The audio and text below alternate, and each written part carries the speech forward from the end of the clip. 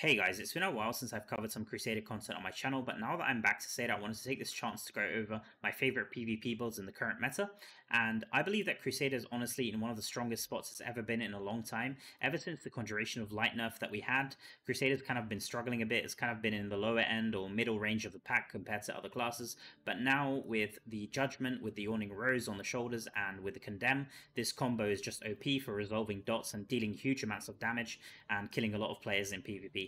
And I actually took this build all the way until a legend rank. So if we take a look at the leaderboard here, you can see that I've reached legend rank just about, and I did this with a 75% win rate. It's down to 74 now, but I did this with 75% win rate. And I climbed over the last couple of days. I've been live on Twitch, so if you didn't know, I'm live on both YouTube and Twitch. I'm going to leave a link to my Twitch channel in the video description, so you can also follow me there if you'd like. And it's just been a blast. Like, I've been having so much fun playing this, and I really recommend you guys that if you're a Crusader that you try one of these builds, because it's extremely good right now in the current meta. So I'm going to be going over 2 different builds in this video, as well as a few variations to them. But before we get started, I wanted to give a huge shout out to another content creator, Killswitch. And if you guys don't know him or haven't checked him out, then I really recommend you guys to check out his channel. I'm going to have a link to that in the description as well. And he's recently made a video for his Crusader meta PvP build, and I really urge you guys to watch that video. It's a really good video, and the first build that I'm going to show here is actually identical to that. And this is the build that I used to reach legend.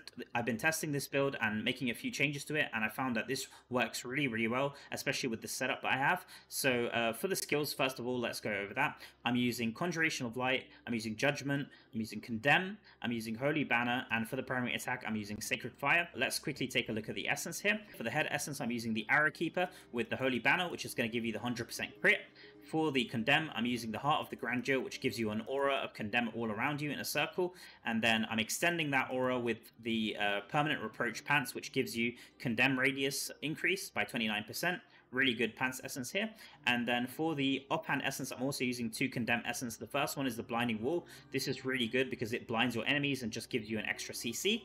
And then the most important piece, the key piece, is the Torrential Refrain, which is going to resolve all of your dots. This is just a really good essence, both in PvP and PvE. And then next, for the shoulders essence, I'm using the Yawning Rose for Judgment, and this gives you the burn effect for Yawning Rose, and it also gives you an aura all around you, and it covers a huge area of the screen. And this is kind of the OP combo. In my opinion, the shoulders essence along with the Torrential Refrain is what makes Crusader currently really strong, and honestly, this combo trumps all other PvP builds that I tried. For the main hand essence, I'm using the Sacred Fire combo, which is the Trial by Fury, which detonates when you get hit, and also the Horn Splitter, which gives you the burn effect for Sacred Fire. So now that I've gone over the legendary essence and skills for the first build, normally I would move on to talk about the sets and the legendary gems that I'm using, but what I'm going to do before that is show the second version of this build, which is with Shield Glare. A lot of people on stream have been asking me about Shield Glare, and I believe that for both of these builds, honestly, the sets and also the gems and everything is kind of the same. At the core of the build, you're still using the Judgment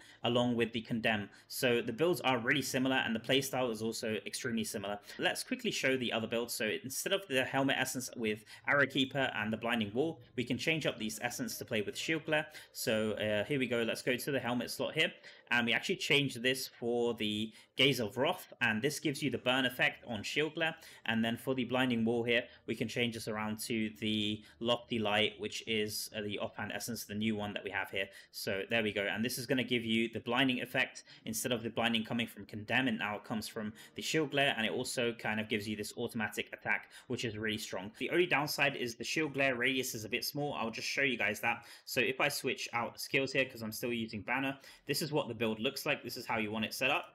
And basically the radius of Shield Glare, as you can see, that was Condemn, and then Shield Glare is here, is the smaller yellow circle, as you can see. So let me quickly try to explain whether it's worth for you to go for Banner or Shield Glare. In my opinion, both builds are extremely strong, and you can probably get really good results with both of them, and also the playstyle is really pretty much identical. And the way you can choose which one should work better for you, other than testing, is just look at your resonance and also look at your secondary stats. So for me personally, I've built quite a high armor pen stat that, this is due to the sapphires that I have. I've got them to rank 8, and this is because I usually play Wizard or Tempest or other range classes where armor pen is kind of important, and because I've already got this armor pen to a considerable amount, this actually benefits a lot from having Banner, because Banner, what it does is it gives you 100% critical hit chance, as you can see here, and critical hit chance is a stat that gets strifed in PvP, but this Banner skill is still going to give you the maximum value. So just to maximize the value that you want to get from the Banner, you really want to get the extra critical hit damage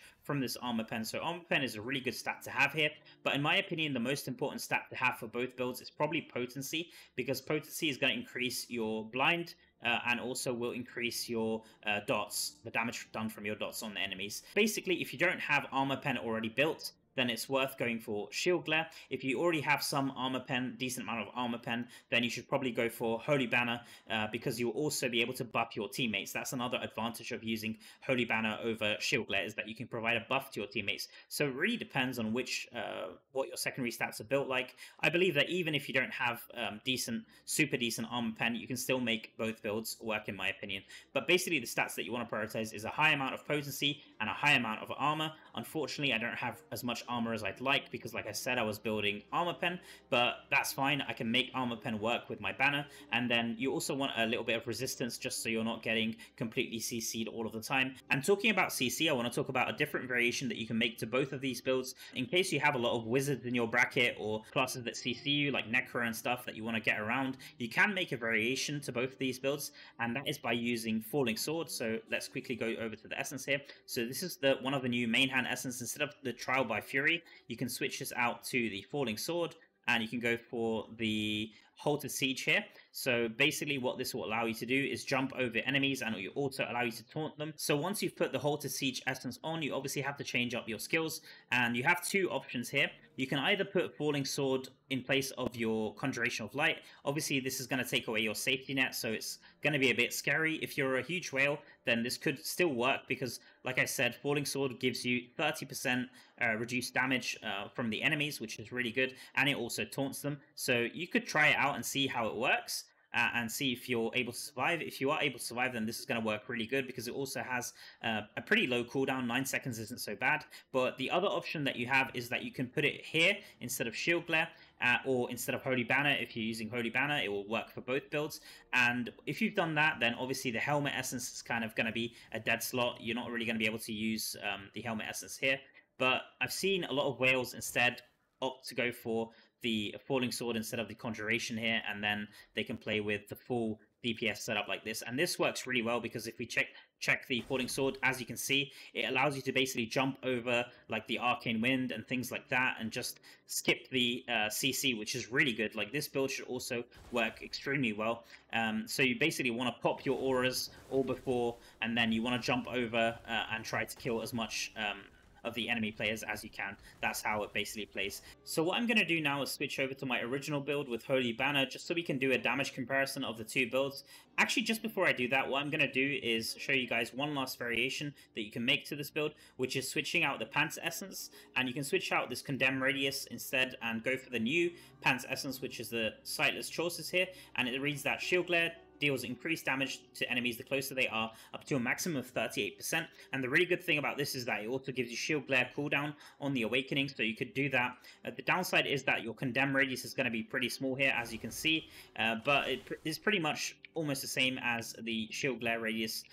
You can also do really good damage with this. So let's quickly go ahead and change back to my Holy Banner build now. So let's quickly go here, activate this, and I'll also quickly show a screenshot. So if you want to take a screenshot of this, you can go ahead, pause the video now, and it will show you all of the essence. So there we go. This is the build that I used mostly to climb.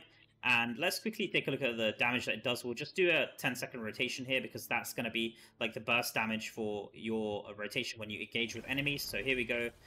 Just quickly show that. So we peaked at like 22 million there. And as you can see, it's doing really, really nice damage. We can kind of stop it here because our cooldowns have ended. So there we go, about 8.3 million.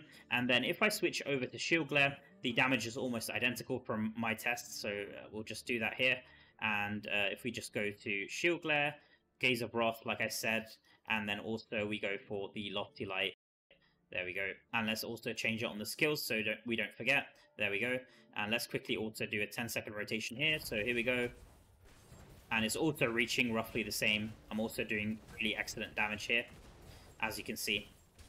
So the only difference, like I said, is that it's also 8.3. The damage is almost identical. So most of the damage, like I mentioned, is coming from your Judgment and resolving that dot with the Condemn. And then for Shield Glare, obviously, it's really nice because it gives you the blind effect. With the banner build, the blind effect is coming from your Condemn instead, but the Shield Glare blind effect is a bit more potent, but the radius, like I said, is smaller. And then the last thing to consider, which is pretty huge, is that the damage numbers are all unstriped. So in PvP, having the banner for 100% crit, in my opinion, is really, really nice because, like I said, crit chance gets striped a lot. So having that banner really, really boosts your damage by a lot. So it just depends what you like to go for. Like I said, both builds are really excellent. The last thing that I will go over, I know I've gone over a lot of different legendary essence variations and stuff, but the last thing that I'll quickly talk about is the primary attack that you want to use. So in my opinion, both primary attacks are really good here. You could either go for Sacred Fire or for Punish for both builds. And if you do go for Punish, then obviously you would change your main hand and offhand essence here. So you go for something like the Observer, which gives you 19% extra damage when you hit enemies with Punish. And then it also, one of the new essence, which is the one that gives you movement speed for Punish, which is the Wretch Splitter. So this is also really good. I've been testing with it. I reached about gold 4 using this essence here. So now, as you can see, if we take a look at Punish, instead of the dot burn effect and also the detonate effect, now we have the 19% extra damage, and we also have this movement speed buff, which is really good. So it says punishment also applies a wanted mark for 3 seconds, increasing your movement speed. So the problem with this build is that it's kind of slow and you might get stuck with CC and stuff, so having this extra movement speed is really good.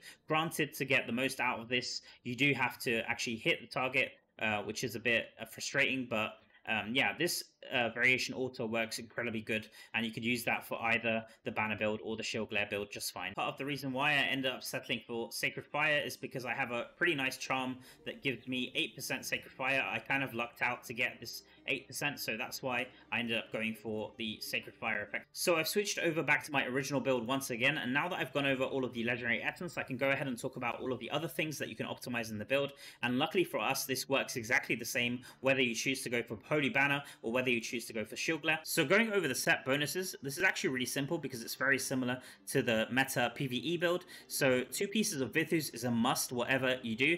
You can have some variations, but 2 pieces of Vithus is always a must. And then I've gone for 2 pieces of Angments, 2 pieces of Mountebanks, and 2 pieces of Feasting Barons. This is kind of the balanced approach because I have a little bit of defense from the 2 pieces of Mountebank. You could also go for full defense and have 4 pieces of Mountebanks and drop the 2 pieces of Angments. I don't really recommend that because your damage is going to be a bit low, but if you're really struggling to survive, you could also try that.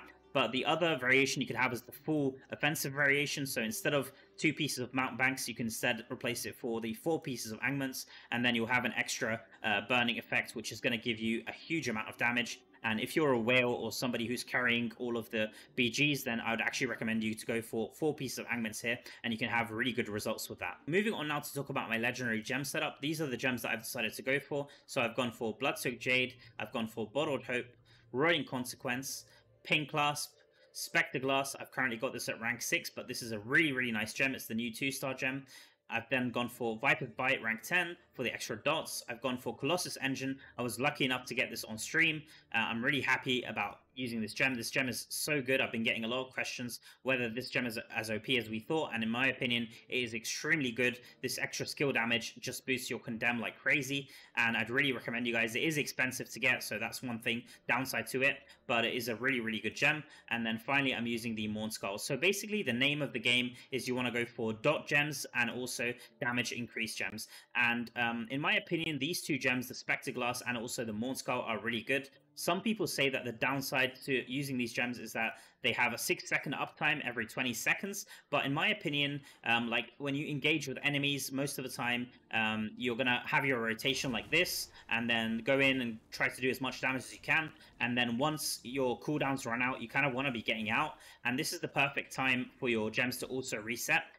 So basically, every time you go in, you're going to have the effect from the damage of these gems, and it's just going to boost your burst damage like crazy. So if you don't have these gems, I'll quickly recommend a few other ones. For the 1-star gems, some gems which would work really good would be the Misery Elixir, which is just going to boost the duration of your harmful effects. Another one would be the Everlasting Torment. This works really good if you don't have like Viper's Bite, or if you don't have Rolling Consequence, then that would be a good replacement for the extra dot damage. And then finally, for the last 1-star gem, the other one which would be really good would be the Black Rose. Because we're playing with really high potency, the Black Rose jail effect is really good, and this allows you to kind of finish off enemies, because most of the time they're going to be running away while you have your auras, because they're kind of scared of you and the damage output that you can do. So having the Black Rose is just really good to kind of trap them in place and just allow you to finish them off. And then as far as the 2-stars go, I think I've already got the best ones in my setup. So these are Pain Clasp, Spectre Glass, Morn Skull, and then Viper's Bite. If you have something that does like CC, then I guess that's okay. Something like Curse Sling, or maybe even the Abiding Curse, if you built that one up, then you could potentially use those instead. But honestly, I would recommend damage gems, like I said. And then for the 5-star gems, Bloodsoaked Jade is just crazy. Rolling Consequence, super OP. And then finally Colossus. These would be the best 3 in my opinion. Bottled Hope is also really good on this specific build, because most of our skills are buffs, and also the movement speed increase is really nice with this gem. Other than those 4, I would say that Chip of Stone Flesh, if you have it, it's really good with this, especially with the blinding effect from the Blinding Wall, or the blinding effect from the Lofty Light with the Shield Glare. It's going to proc there, and it's going to be really, really good. The only downside to Chip of Stone Flesh is obviously it's been removed from the gem pool. It's kind of harder to get and more expensive on the market now. Other than that, if you have Starfire Shard, it's also a really good gem because it provides you with another burn and also a knockback effect. Yeah, that's pretty much it. Maybe if you have like Seeping Bile, it's not as good as it used to be, unfortunately. Still decent just for another dot. Maybe Golden Firmament is also okay just for the extra range on it. But yeah, that's about it. You could also go for some more defensive options like Spiteful Blood, or maybe even Frozen Heart. I want to quickly talk about how you should play this build. In my opinion, this is a pretty easy build to play, but there's some tips that are really important which will maximize your win rate. A really important tip that I want to give is you always want to be looking at your minimap and seeing how many Crusaders are on the enemy team. Because Crusader is really popular right now, you'll be seeing a lot of players using the Conjuration of Light, and you don't want to be going in and trying to hit them while their Conjuration of Light is up. Like usually if you wait about 2 or 3 seconds just for their Conjuration of Light to end and then engaging, you're going to be able to deal a huge amount of damage and kill them off really quickly. So always be on the lookout, because you want to be the second Crusader always to activate your Conjuration of Light, just so you can survive. So as far as you want to engage, how it's going to go is you want to place your Judgment and then press your Condemn, and then you want to go in and then press your banner a bit later once you go in, and then move around and try to get a few primary attacks maybe if you want to go in. If you're about to die, then you want to be using your Conjuration of Light, and also you want to be switching to the defensive stance. Most of the time you want to be on the defensive stance, but if you see that you're about to die, or if you're on your Conjuration bubble, you could switch out to play with the aggressive stance, so that once you go in again, you can switch back to your defensive stance. That's just an extra tip if you're able to do it, but it's not necessary. The other thing that I want to mention is that you don't want to be too scared of going into a huge group of players. A lot of the time, because your auras cover a lot of the screen, you'll be able to damage multiple players at the same time and do a huge amount of damage. And also you'll have your Conjuration of Light as a safety net, so don't be scared to get in there. You'll be surprised and you'll be able to get about 4 or 5 kills. The final thing that I could say is that if you see a lot of Arcane Wind and stuff, try to move around some of the enemy attacks, because that will save you a lot of hassle when you try to actually engage. You don't want to be just frozen there while the enemies are all in the back line. Always try to move around the Satyr, like the first Satyr or first Barbarian on the idol, and try to kill some of the enemy backline first, and then make your way back and try to also take out some of those melee classes as well. I'm not going to be including PvP gameplay in this video just because I don't want the video to get too long, but I do have my stream VODs up on my channel where you can see the build in action. I played the build for multiple hours and you'll be able to see just how strong it is. It's really, really impressive in my opinion. For the Paragon, I'm using the Gladiator tree, and this is what my setup looks like here. So I'm using the Cheat Death, I'm using the Uncontrollable, I'm using the Grizzled Veteran to the Victor, and finally I'm using the Hold Formation for the extra damage reduction. And for the legendary skill, I'm using the Benefactor for the extra shield. This works incredibly well. So honestly, I like to use this Gladiator setup the best for this build, solely because of the Cheat Death effect. This allows you to stall a lot, and even when it procs, a lot of the time you'll have your aura still on the ground and it will still be doing damage to enemies, and it's just really good. But you don't have to use the Gladiator. You can also switch up and use the Brawler, and it would look something like this, just to have the increased size and increased damage reduction, stuff like that. This this really works well as well. And you could also use the Slayer tree. I was using this Slayer tree with a setup that looks like this. It gives you increased shields, and I'll be talking about more about shields a bit later in the video, and also with the continual harmful effect increase. But yeah, I'd still say that it's worth going for the Gladiator tree. This just works really well. And the other variation you could make to this tree, if you're playing Rite of Exile 3v3 or maybe even Vault PvP, is that you could switch out to the Victor here and take the first aid. So this has a really long cooldown. It says cannot occur more often than once every 300 seconds, but the effect is extremely powerful. It says that when you drop below 15% while party members are within 5 yards of you, you will gain first aid, recovering 15% of your maximum life per second for 3 seconds. This is just a really good heal effect, and it works really well, like I said, in fights where you're going to be next to your party for the Vault or for the 3v3 Rite of Exile. I want to talk about a few more things to optimize for this build if you want to get the best results. So let's start off with the Reforges. So I haven't optimized this too much. I've been meaning to add a different loadout here to optimize this, but for the Reforges for this build, you can see that I'm using 3 pieces of Vengeance, which isn't good at all because the primary attack isn't the main focus of this build. A lot of the time you won't be able to get your primary attacks off because you'll be CC'd or something like that, but with your auras you'll be doing a lot of damage, so this isn't what you want to go for, unfortunately. So you want to go for something like the barrier set. This is really good because it will give you an extra absorb shield. So it also has some really good stats like block chance, damage reduction from nearby players, and also maximum life. Or you could also go for the jolt set, which will allow you to immobilize your enemies, 2% chance to immobilize. And this one also has some really nice stats like damage reduction from players, and also damage while loss of control is decreased, and beneficial effect duration is also really good here. So I'll quickly show how an optimal setup would look like. So this is if you've gone for the barrier set. So you would go for damage to players increase, which is from the Vengeance set, and then you go for damage taken from players is reduced from the Jolt family, and these are both really good stats because they're not reduced by the Strife, so that's really good. And then for the 3 from the barrier, like I mentioned, it's the block chance, the damage taken from nearby enemies decreased, and then the maximum life. And this will also give you the absorb shield. But like I said, if you want to go for the Jolt family with the immobilize, it will also work really well, especially if you have the increased potency as well.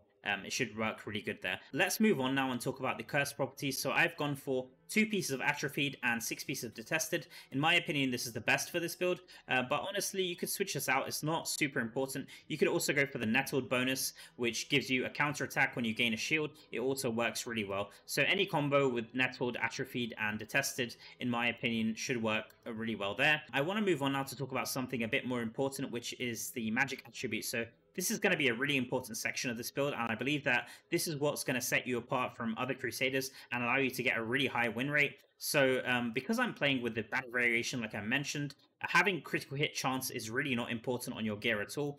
And in fact, going for aggressive magic attributes isn't really that useful in my opinion. But what's really important is going for some of these more defensive options. So these are the new magical attributes which you can get, which are the Endure, Resistance, and then the last one is called the Restrain. This one is also really good, but any combination of these works really well. I've gone for the Shield combination. This is what I got, which says that Shields grants you 2 charges to absorb damage equal to 50% of your damage from a single hit. This one's good. And also gain a shield equal to 15% of your maximum life for 5 seconds while falling below 10% life. The other one that's really good is from the Endure. This one is so good. The evasion rating is increased by 0.8% for every nearby enemy up to a maximum of 8%. This is really good because, like I said, when you go in, you want to be in the middle of all of the enemies, and usually there's going to be a few players near you, which is really good. So that's basically what I've gone for here. So if you take a look at my inventory, you can see that I have like 3 out of 4 bonus for this one, 3 out of 4 bonus for this one. The good thing is that you can also get these stats on runes. So for example, here on my pants, I'm using the LAZ rune, which I was lucky to get. And this one also has the resistance affix. This is why I have a 3 out of 4, because I have it once on my offhand and on the second offhand here, and then finally on the rune. But yeah, runes are a great source to get these kind of stats. I believe that you can also get the PHY rune on the chest. That one also gives you one of the restrain affixes. Unfortunately, I don't have that one. The restrain ones are really good because they give you a chance for your loss of control affixes to actually spread, and like stuff like pull enemies. Skills have a 6% chance to pull enemies towards you. Something like control skill cooldown recovery rate. Yeah, they're just really good in my opinion, so you want to go for those. Aside from these defensive options, which are the newer magic attributes, you could also go for the eternal attributes. So you can see here I have the Condemn one. It's not super useful in my opinion, but one which could be really interesting, which I haven't tested too much, is the one for Judgment, which is one of the newer ones that we got. And it says that hits on enemies suffering negative effects chain them to the target location for 1 second, stunning them for 3 seconds when the chain breaks. This could be really interesting and could be really overpowered on this build. Unfortunately, I haven't had a chance to test it. As you can see, the enchant is just way too expensive. I made a meme about this in one of my other videos, so I haven't had a chance to test this one out. If you do manage to get it, then try it out and let me know if it's any good. Aside from this Eternal one and the defensive ones, you could also go for accuracy rating. Accuracy rating is actually really good because there's some players stacking the evasion bonus from things like those new magic attributes like I mentioned. This can roll up to 12%, and you can get this on your main hands and your shoulders and your helmet. This does get strifed, but it will also get strifed. Like the evasion rating will also get strifed, so it works really well. Like those two stats basically counter each other. Aside from that, like I've got damage to enemies suffering loss of control. It's not super important, but it's kind of nice. Having 10% here is really nice. So now that we've gone over the magic attributes for the legendary items, let's quickly talk about the sets. So for the sets, it's really simple. In my opinion, movement speed is incredibly useful because movement speed doesn't get strifed, and you want it as close to as possible to the 20% unbuffed movement speed. So as you can see, I've got 19% out of 20, which is really good, and it helps me move around the map. This build doesn't have too many movement speed buffs. The only movement speed buff, like I mentioned, could potentially be the Punish from the main hand essence, but the other thing you can get is the Bottled Hope movement speed buff, which is really good in this specific build. But yeah, back to the other magic attributes that you can get from your set pieces. You also want to go for as many defensive options as possible. So the best one is the damage taken from players reduced. Like I mentioned, this one doesn't get strifed, so it's really good. Other than that, just go for as many defensive stuff as you can. You can see I've gone for just damage taken reduced, nearby enemy damage taken reduced. Unfortunately, these are strifed, but still, it's nice having them here. Beneficial effect is okay, nearby enemy damage, and I've also got, as you can see, I've gone for full damage reduction, damage taken reduced, nearby enemy damage taken reduced, damage taken from players reduced. So that's basically what you want to aim for sets. You want to go for movement speed, which you can roll on your rings, your gloves, and your amulet. And once you've got that, just go for as many defensive stats as possible, which you can pretty much roll on all of these pieces just to maximize your survivability. Talking about the main attributes, you want to go for as many pieces as possible with Fortitude and Willpower. So Fortitude will increase your armor and armor pen by 1 for every 10 Fortitude that you have, and also Willpower, every 10 that you have here will increase your potency by 1 and your resistance by 1. I've tried to go for it as much as possible on my gear pieces. As you can see, a lot of them are triple stat because it's really nice. I like to get the extra magic attributes, but I've tried to go for Fortitude Willpower here, Fortitude Willpower here. I am missing it on some of them, but yeah, I've tried to get at least Fortitude Willpower on every piece of gear. You can also maximize your Fortitude Willpower